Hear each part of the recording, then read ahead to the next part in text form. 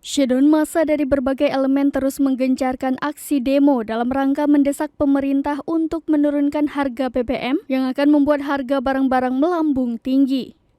Organisasi masyarakat atau Ormas Islam bersama Persaudaraan Alumni atau PA212 akan menggelar aksi demonstrasi dengan tuntutan menolak kenaikan harga BBM di kawasan Istana Negara pada Senin 12 September 2022 besok. Sekretaris Majelis Syuro PA212 Slamet Ma'arif membenarkan akan adanya rencana aksi tersebut. Slamet menyatakan aksi penolakan kenaikan harga BBM itu rencananya akan diikuti oleh ribuan peserta. Agenda aksi itu rencananya akan digelar sekitar pukul 13 waktu Indonesia Barat. Beberapa ormas Islam yang akan hadir dalam aksi tersebut yakni Front Persaudaraan Islam atau FPI, GNPF Ulama, PA212 serta beberapa ormas Islam lainnya.